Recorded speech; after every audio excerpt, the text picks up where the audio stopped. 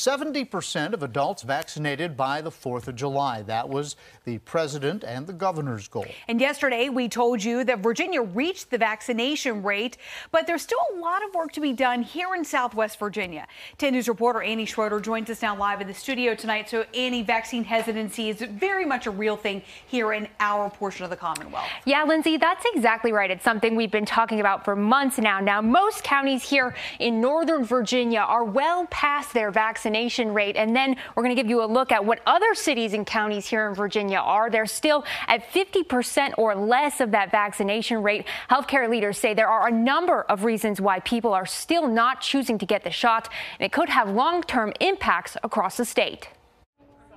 As state leaders celebrate hitting President Biden's goal for COVID-19 vaccinations, local health leaders say there is still work to be done. You know, I think in certain parts of the state, we are seeing lower overall vaccination rates hovering around 40%, which means there are still a significant number of people who are not protected against COVID.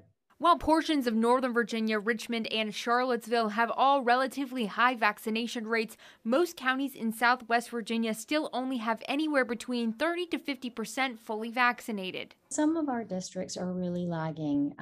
Covington and Craig are struggling to hit 50% of the population. The Central Virginia Health District says it struggles the most with getting people in their 20s to get the shot. The Virginia average for having at least one vaccine dose in that age group is about 44%.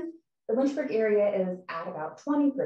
Other health districts like Mount Rogers Health District say data may not be fully reflecting their true vaccination rate since so many people get health care in surrounding states. And we know a lot of folks go out of state for their regular medical care.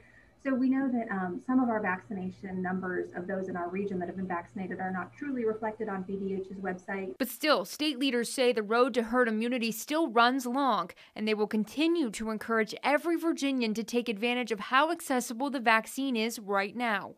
Things are looking really good right now in Virginia. We're really encouraged, but we need to keep pressing forward in this effort.